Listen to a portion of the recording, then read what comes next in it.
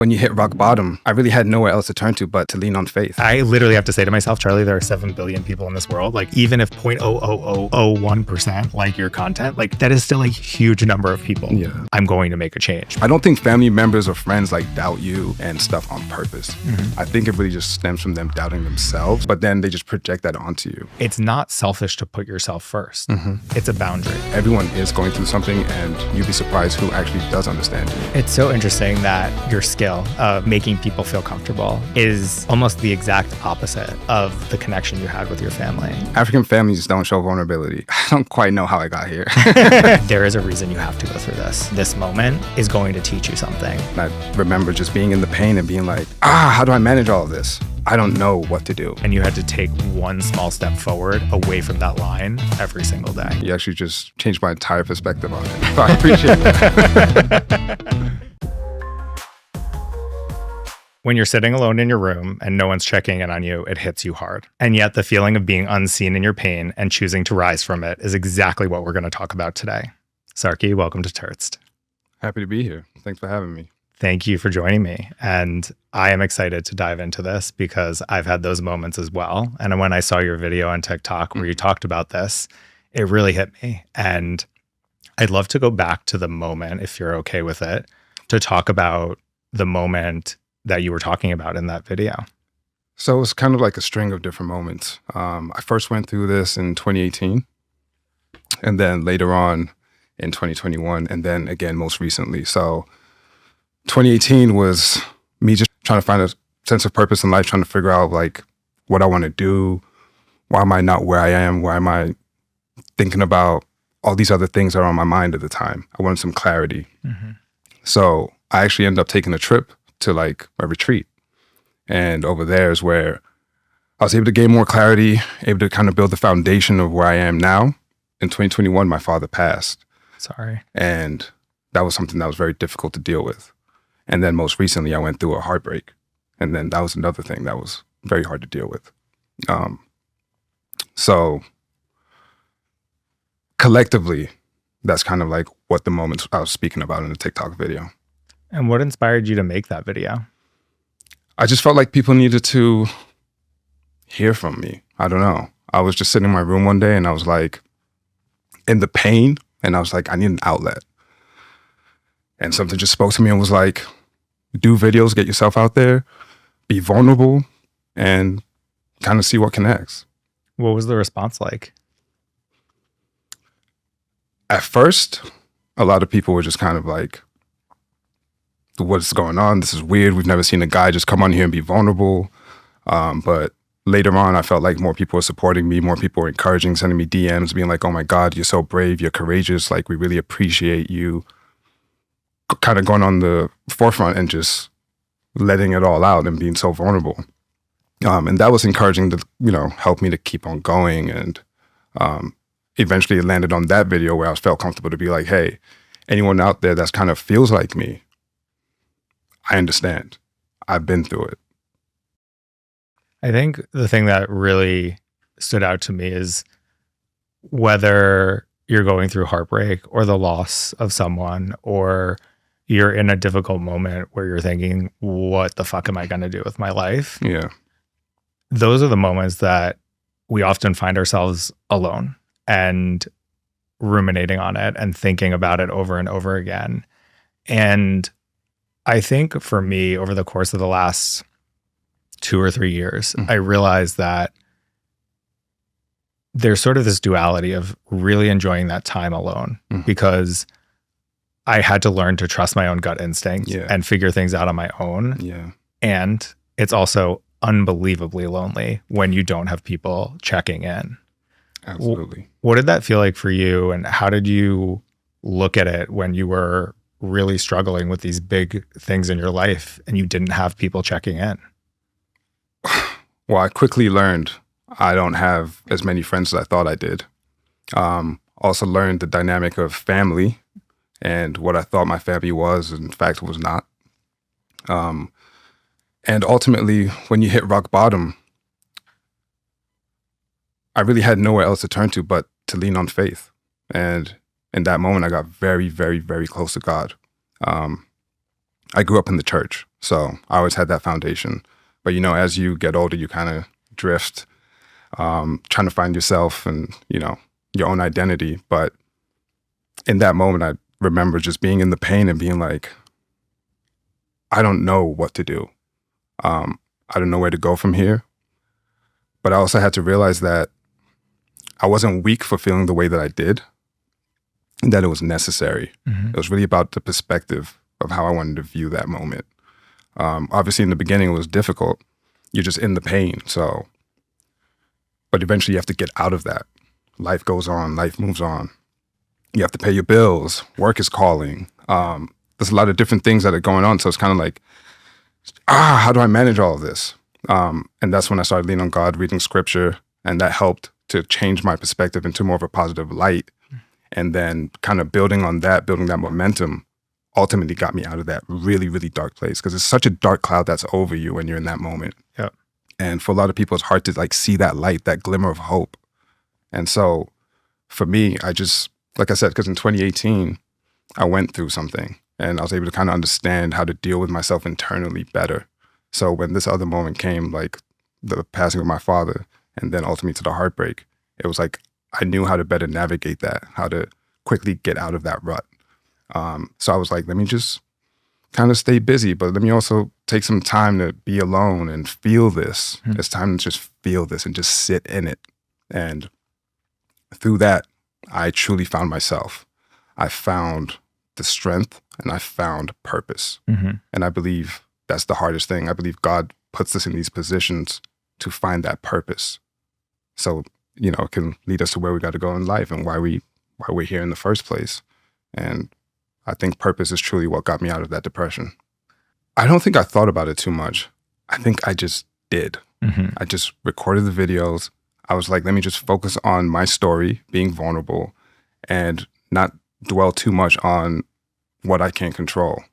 I understood that I needed to focus on the present moment and that the journey was just happening and I was in it. And sometimes when you're so in it and you're just locked in, you don't worry too much about what else you can't control on the outside. So I just focused on putting my voice out there, telling my story, and everything else was just kind of like, okay, it's okay. I'm isolated anyways. I know that I'll find my community. I know that I'll find my people, and the new friendships that I need will come. And same with family. I was like, I can't control this dynamic. Sure, I didn't know it was like this, but it is what it is, unfortunately. When things shifted with your family, how did that change from your upbringing to where you are today? I thought it changed, but the more I sat and thought about it, it actually really didn't. So my story is interesting. We kind of all went to boarding school, and like we were very dispersed in the world at a very young age. So I'm originally from West Africa, Ghana. I left home at 8 years old, and then I went to the UK, lived there for about 5 years, and I came back to the US. This is 3.5 age gap between me and my closest brother, and then there's another like 3-year gap between him, and then there's a 10-year gap between him and my eldest brother. So one's in America, I was in Ghana at the time, 2 of them were in the UK, and it's like we're all over the place. And then mom's home, dad's working, like he was an investment banker. So we never actually sat down at a table and had dinner together all at home at one time. I cannot remember. And so the more I thought about it, I was kind of like, Jesus, family dynamic was kind of just all over the place anyways. It just became more apparent once the male dominant figure was removed from the equation. Then it was kind of like everybody for self, except for my mom, myself, and then the closest brother to me. When I look back, I start to realize that, yes, on family holidays and stuff, we were the 3 that were always together. So it was kind of like, that was like the nucleus of the family, really. And it still remains strong today, but it was just sad to kind of see my other brothers just gone. Drift. Yeah. As you think about your vulnerability and growing up really separated from your family, right? Your parents are in one country, your brothers are in other countries. What did the dynamic of sharing vulnerability look like within your family as you were growing up? Oh, there was none. African families don't show vulnerability. Between me and my mom, I would say yes. Mm-hmm. My mom was very vulnerable all the time, so she taught me that for sure. My dad was never that. Mm. I honestly can't remember the time he told me he loved me. I don't think he said it once, but it's not uncommon in African tradition to go through that. Mm. I'm sure a lot of African people watching this will relate and be like, oh yeah, that's true. My father never told me that. But they do love you. They just show it through providing and, shelter, food, good education. That's their way of showing you they love you. They don't explicitly say it like you guys do in the West. Mm. And so, yeah, I had to learn vulnerability from my mom and from having a lot of close friends that were women and currently are also. They taught me vulnerability a lot.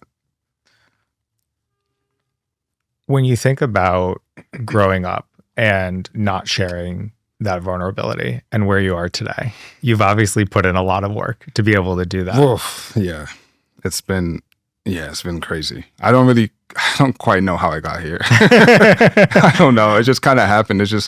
I think when you go through so much in life and a lot of pain, sometimes you just get fed up and you're just like, I'm done. It's kind of like your story you told where you said you were crying, you were sitting in the bathtub and you were just like, this is the last time I'm going to feel like this. There's just a moment that you hit in life and you just make that decision to be different, to switch. And I think for me, that happened. I got fed up once my father passed and literally I'm there staring at his corpse and I'm kind of thinking like, this is weird. It's just like a shell.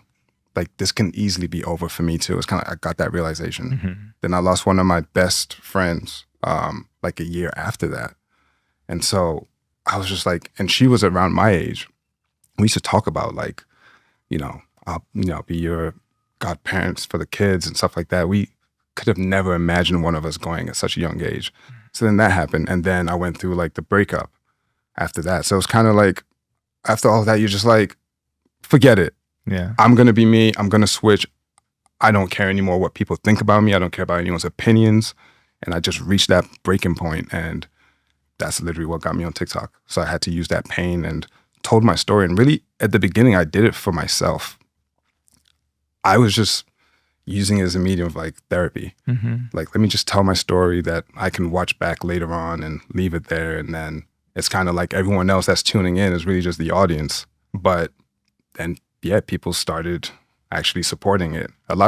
Some hate at first. Yeah. But once you get past that and guys being like, oh, you're soft, you're a simp, this and that.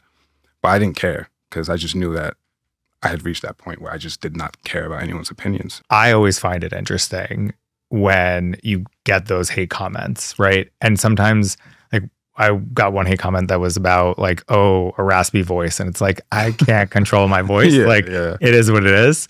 But then when it gets to, a more personal level, right? Something about your vulnerability. I always find it interesting because I think to myself, like, whatever this person is saying is a direct reflection to me of what is very likely going on in their life. 100%.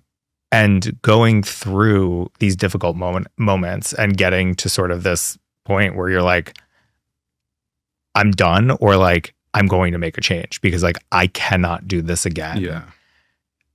It's such a freeing moment, but no one can push you there, right? Like no matter how many times you tell a story, no matter how hard you push someone to get there, right? You want to see a friend make a change.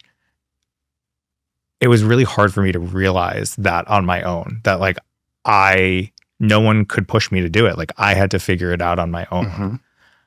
As you look back, how do you look at your journey of getting to that point? Like, were there different moments where you were trying different things before, the ultimate point, but nothing had really stuck?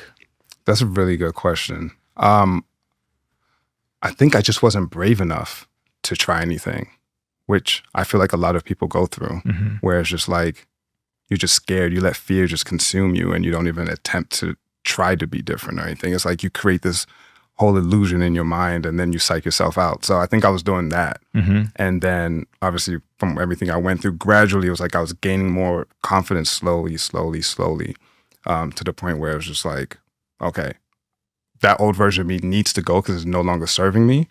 And I need to tap into something new. I need to do something different to get a different result. Mhm. And, you know, we hear that our whole lives growing up, but it's easier said than done. You actually have to go through these steps and do it. Yeah.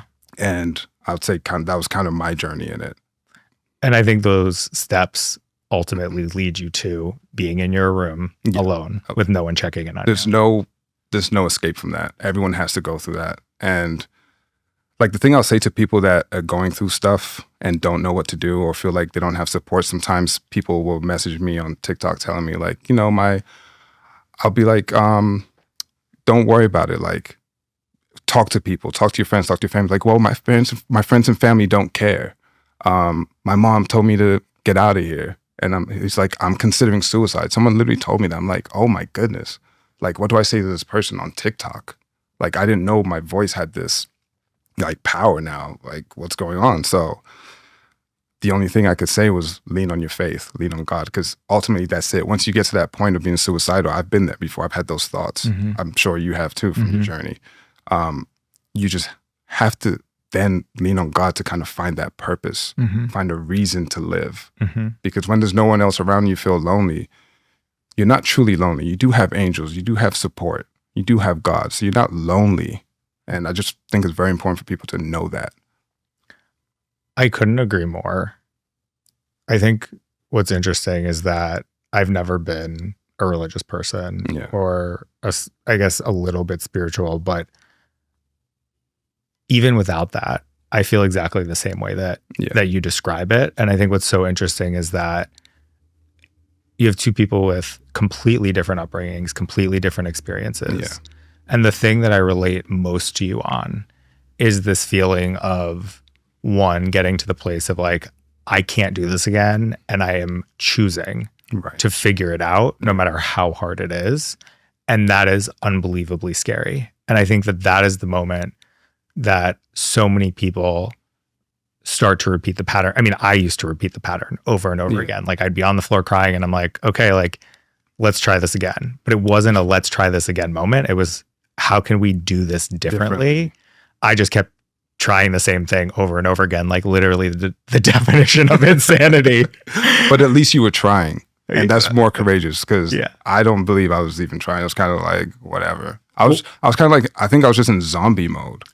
Yes, I 100% agree. When I say I was trying, I was like, I was trying to do the same thing over and over again. Like, it was the only thing that I knew to try to do because of different things that I had learned from different people growing up and the things that imprinted. And I definitely felt like I was in zombie mode as well. And I'd be curious for you, because I've always felt this way. There have been moments in my life where they have been so unbelievably painful.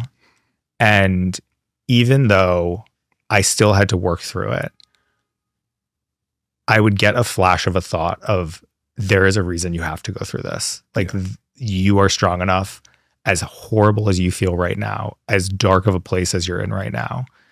Something about this moment is going to teach you something. And I don't know where that comes from, because in those moments of darkness, like, I couldn't think about anything. Like, I was just a zombie, as you described it. But that glimmer of hope, like, it literally is like one piece of glitter, like, that I was holding on to for so long. It's a beautiful thing. I don't even know how to make sense of it. And I'd be curious, from your faith point of view, how do you look at that? I would view that as the Holy Spirit and connect it to your higher self, for sure. I think in that moment, it's kind of like God just letting you know, like, hey, I'm here. Lean on me. Like, there's that little glimmer of hope to show you, like, it's not over. You can still do this. And so it just keeps you going. And I feel like people who try to be better and follow that get out of it. When you kind of push it off and you're just like still getting consumed and being negative and all that stuff, it does take action to change your life. You have to take actionable steps and get out of that. So that glimmer of hope is just like, that little light is just like, hey, do this, do that. And you'll feel some impulses to do things. You just have to follow it. It's kind of very light. It's like, it's your intuition is like a feather. But when you hear it, it's like, just trust it and you get out of that. Yeah.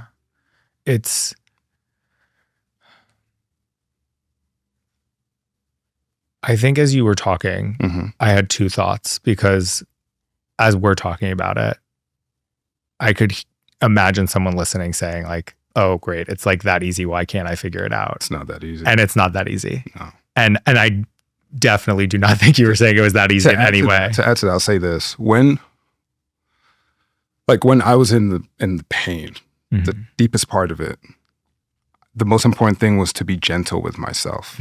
I feel like we're too hard on ourselves. And you start thinking you're weak, especially as a man, as an African Black man too. On top of that, it's like we're not supposed to be vulnerable. You start thinking you're weak. And you don't want to get into that mindset. You want to be gentle with yourself, treat yourself in a way where you treat a loved one that was telling you they're going through what you're going through. You wouldn't be like, oh, you're weak or whatever to someone else going through that. So treat yourself in the same way. How would you talk to them? Talk to yourself in the same way. And that was when I started learning self-love in that moment. So that would be my advice to people that feel like, oh, is it really that easy? It's not. But you have to go through these things. You have to realize, like you said, there's a reason why I'm going through this. What is that reason? Where do I think this is taking me to? What have I prayed for? What have I desired in life? And understand that this is possibly happening. Things are not going to happen how you view them in your mind to get you to where you need to get to. So it's probably like, this is probably happening to, strengthen me and get me to be the person that's going to be able to handle what I want to get. It's kind of like The Alchemist. Yeah. Like that book. As you talk about being in zombie mode, right? That's one level of sort of letting go. And as you just described it, I think there's almost this other level of letting go. I think one is letting go from the past by learning from it and working hard to try not to make the same mistakes as you did before. Yeah. And that's on both sides, both maybe trusting the wrong person, but I think a huge part of it was also taking accountability for the things that we hold shame around, the things that we did that weren't necessarily the greatest is a huge part of it. Yeah. And also letting go of the expectations of the future, which kind of has you in limbo, but not as a zombie, just sort of floating there in between. Absolutely. And just being aware of life around you and living more in the present. Exactly. I think a lot of people just need to focus on the journey. I'm not perfect. I always think about the future. I'm so eager to get there and accomplish all these things. It's like even with TikTok, I had this goal to reach a certain amount of followers within a certain amount of time. And I recently got there. I woke up in the morning, I checked it, and I was kind of like, oh, that's it? It was like so quick and then it was gone. And I was like, well, on to the next thing. But in my mind, I thought oh, when I get there, I'm going to feel like this. I'm going to feel like that. That was not the case at all. What I actually truly enjoyed is the journey of doing it every day, the struggle. There were days where I was crying my eyes out before. Put eye drops in so my eyes aren't red and go record the content anyways and put it out and just be disciplined. And looking back now, I'm like, that was actually kind of fun. Going through that to get to where I got to, that was really the destination. And so I think that's my experience with it. What do you make of the fact that you can look back now and realize that the prize was actually the journey, but in the moment you didn't celebrate that? Just looking back on it, I try and apply it to real life and other things that I'm going through. And I'm just like, I guess this is just how it goes. But it's not, I've done it once. It's not easy to say, you can just duplicate and do it again. It's like a muscle. You constantly have to keep telling yourself this every day that the journey is the destination. This is all that matters, the present moment. It's like I have to constantly keep telling myself that, even though it's been proven before. And I also think that's the beauty of life. It's every day you have to constantly keep working on it and at it. No one's got this thing figured out. No. It is impossible. Everyone's going through something. When I was also in the pain, I had to realize that we spoke about it briefly, where you were if you're the strong person and you don't tell anyone what you're going through, how would they know to even help you? A lot of times we think, no one's going to understand me. There's no way I'm going through all this and that. And the truth is, everyone is going through something. Sure, it's in a different magnitude, but everyone is going through something, and you'd be surprised who actually does understand you. And when I went out there and just made these videos and poured my heart out, there were a lot of people that understood me. Yeah. And that's very powerful. And I tell everybody, whoever's watching this, to understand that people out there do relate to you. So seek help, talk to people, for sure. Don't shy from it. We live in such a digital world where there's so many more opportunities to connect, and obviously in different ways. And also, there still is that almost instinctual from, way back in the history of humanity, where you still feel like it's such a small world. And even living in a city like New York, you can meet people every single day. Yeah. And yet there's still this feeling of being lonely. And like, I always say, like, I literally have to say to myself, Charlie, there are 7 billion people in this world. Like, even if 0.00001% like your content, like, that is still a huge number of people. Yeah. And so I think it's in those moments, like, I struggle a little bit more, or at least I did in the beginning, with sharing more of my story. And I never struggled with sort of the goal and the journey at work. How do you look at your real estate business compared to the journey you went on with TikTok? Because they're both goal oriented, but they have different results. Like, do you find that you have the same feelings, or do you enjoy the journey and celebrate the wins more? Like, what does that look like? I was definitely more passionate about TikTok than real estate, because it's just a job for me. I'm not passionate about being a broker. Unfortunately, that's just not it for me. They're probably gonna be mad I said that. But TikTok was more like closer to my heart. And that's just what it is. I'm telling my personal story. It's sacred to me. Yeah. So that journey was way more like meaningful to me, and held way more power to me than anything else I'll possibly do. I feel like that's just when I'm telling my story, or I feel like I'm being inspirational, helping people. That's when I feel like I'm living in my power. So truthfully, TikTok was a much more rewarding journey for me in terms of the discipline and work ethic I put into both. Similar. I worked just as hard in real estate. And if I told you the story about how I got my clients, you'd be like, what on earth? I literally walked on foot the entire New York City and just went into stores and be like, hey, I'm a realtor. Love to help you. I help other businesses just like you. Like, are you guys looking to expand? I'd love to help you. And it worked. So yeah, it's the same thing. You just have to have the courage and go for it. And that's kind of what I did. I don't think that you know this about me, but I actually used to do growth and recruiting for Compass for 5 years. Oh, I did not know that. So I've spoken to hundreds, if not thousands, of real estate agents over the course of my time there. Okay. And what's interesting to me is that one of the biggest things that an agent would say as the reason that they don't want to come to Compass, especially in a market that has sort of reached this 20% of the market was at Compass, is that they didn't want to be an agent at a brokerage where there were so many other agents. And one of the things that I had to remind them of was, you can have all the same tools, you can have all of the same abilities and be at the same brokerage. But the reason someone's going to work with you is because of the way that they connect with you. Absolutely. And so the way that you approach walking around the city, introducing yourself, I knew the power in it. Well, and in a way, it's unbelievably vulnerable, because you are doing almost the same thing that you're doing on TikTok, just in a different medium. Yeah, I didn't think about it that way. Actually, you're right. And so I actually think that in a lot of ways, even though we have to do something to make ends meet, right? Like, everyone has a job.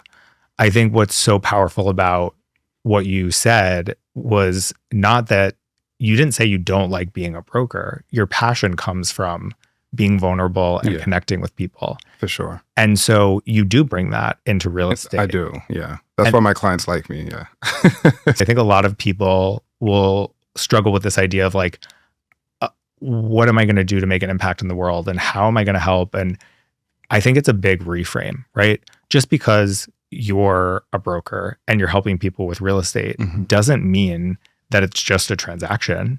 Right. The way that you're helping someone, the difficulties of reasons why people may need to sell a piece of real estate, or why they need to purchase a piece of real estate, that vulnerability and helping people in that way, it's a different vantage point, but it's still very similar. And I think that people often overlook that you can do two things at once, and that you don't need to become, a therapist or a life coach to be able to do it. Now, I have gone down the life coach path, but I really focus on helping people in a different way, helping them own their story to differentiate themselves in business. Yeah. And I love that you actually said that, because I don't think it's any different. Like, I think, yes, it's a vehicle for you to make money, Yeah. but it's the same principles that you're applying to being vulnerable on TikTok. It just came a little earlier because you didn't have to put yourself out. It was a business transaction at first. No, that's true. You actually just changed my entire perspective on it. I appreciate that. Yeah, I love appreciate that. No, that was amazing. Yeah. I think for me, what's so interesting is that if you were to just put all the pieces on the table, right?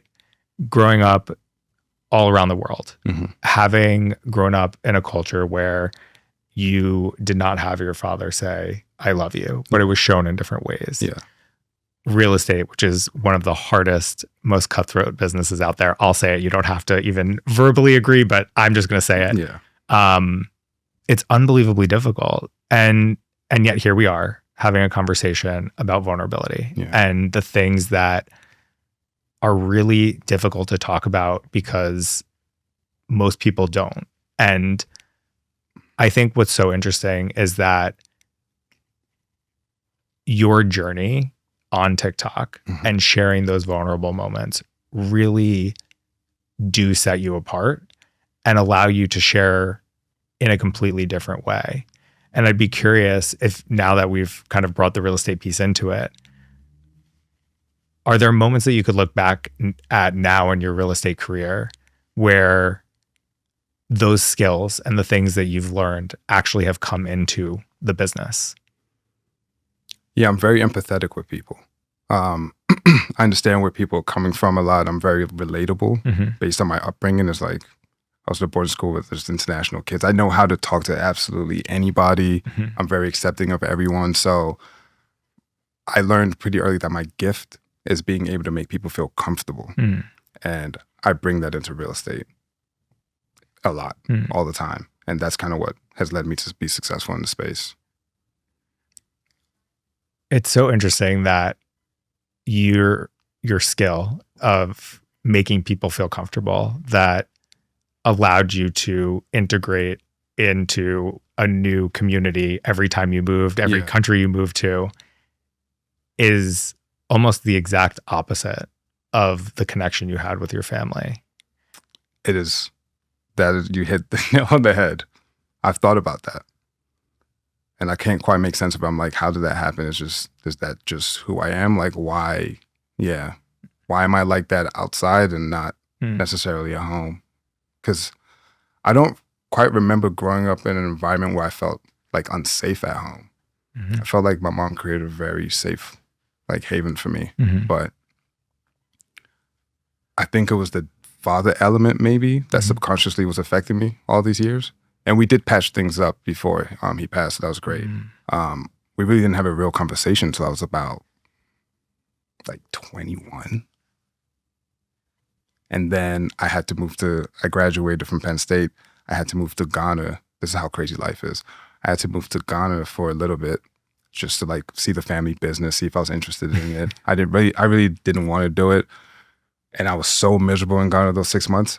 But I spent every day with my dad, going to the office, like hanging out with him, talking. He's showing me like stuff from when he used to live in New York and all this stuff. So it was actually, in retrospect, the best 6 months of my life because I was able to build on that relationship with my father. But at the time, like we were saying, when you're in the journey, you just don't quite see it. You need a different vantage point. Yeah. Looking back now, best time of my life. So happy it happened. I would do it 10 times over again. And yeah. Looking at that moment as you weren't necessarily happy there for 6 months, but it allowed you to connect to your father in a different way. Yeah.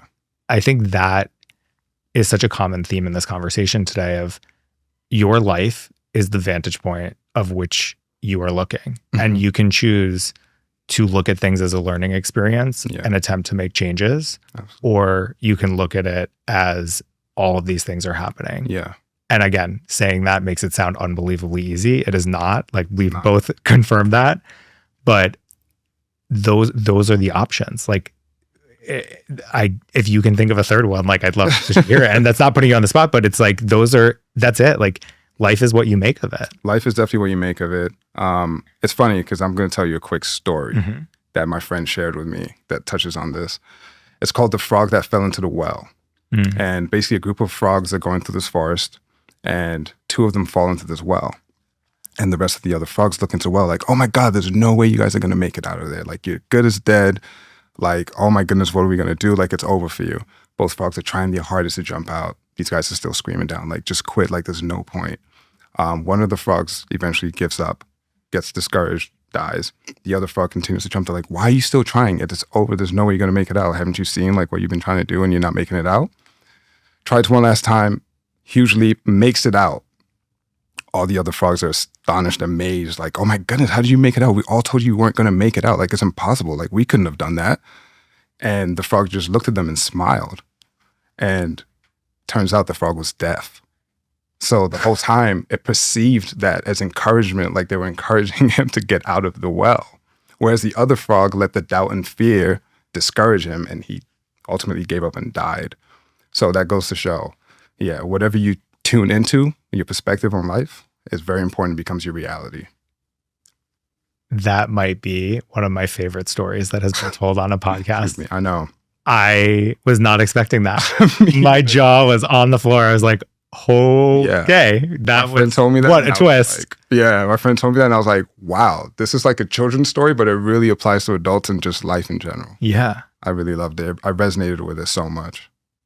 How has that story impacted your life over the course of the last year?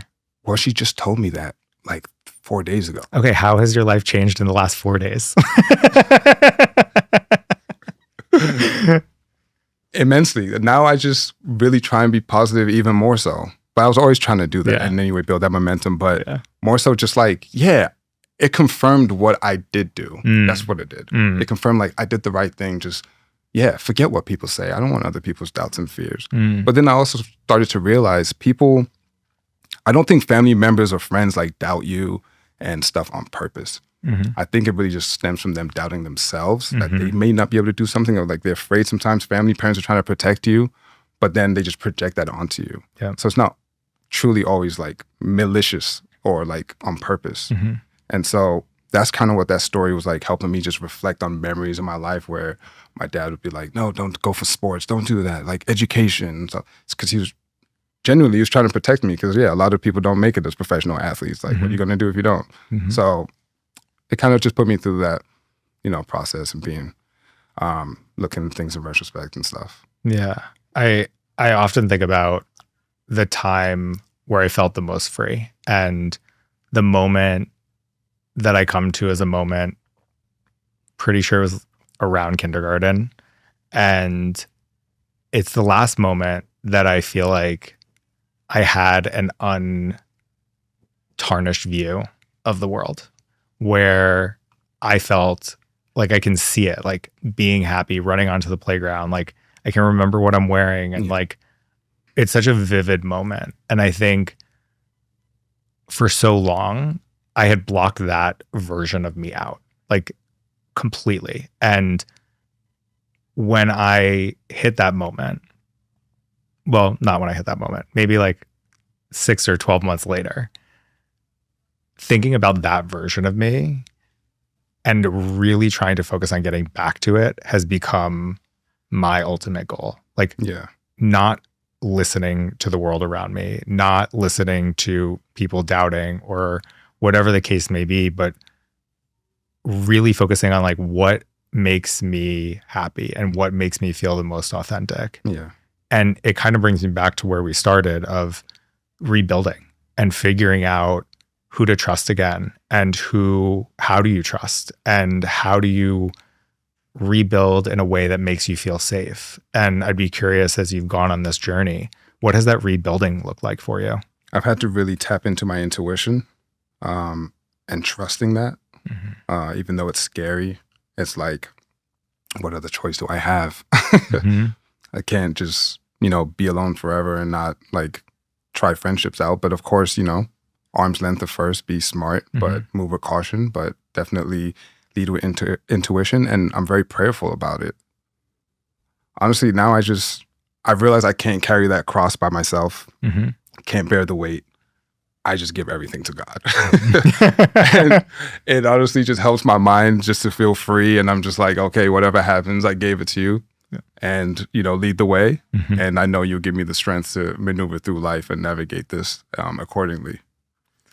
So with everything that we talked about today, what message do you want to leave people with? Definitely, we live in a very opinionated world. And I believe that people should do what they want to do when they want to do. Being selfish isn't always a bad thing. Sometimes you just have to put yourself first, and do that inner work. Put yourself first, do that inner work, trust your gut, and chase your dreams, because we only have this one life. And I don't want people who haven't lost loved ones to get to that moment before they realize this. But when you do see that loved one gone, you realize that life is very fleeting and that you must act now. Live life with urgency, but enjoy the process. Easier said than done. Everyone says the same thing. Enjoy the process. Yeah. No, but seriously, be in the moment, enjoy every day, live with urgency.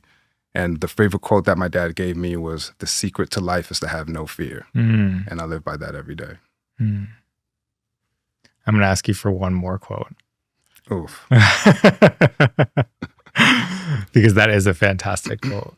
But I'm curious if there is a quote that someone has told you, or something someone has told you that's impacted your life and you'll never forget. It was that one. It was that one, honestly. Another one is just like, it's biblical, that I read and I live by. And I really try to see, like, can I do this? But, it's like, if you could have the faith of a mustard seed, you can move mountains. And that goes back to your story about just that little glimmer. That's like that mustard seed that you needed. And you had enough faith to follow that and get out of that. And that's brought you to this exact moment at this table where me and you were speaking. And everything you've built so far with your podcast. So it's a very powerful one. I love that one.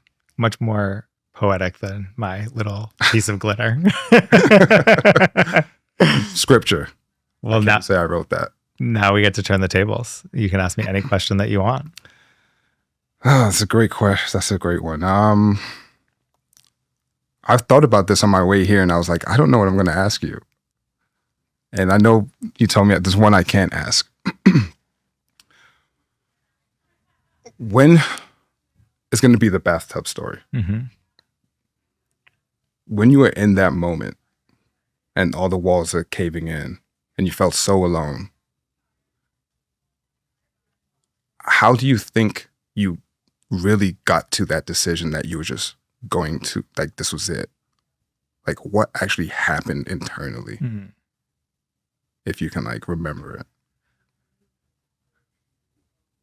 So it was my birthday, and there were a lot of different dynamics at play with different friendships, relationships that just pushed me to the edge. It was work, it was personal, it was romantic, it was everything you can possibly think of combined.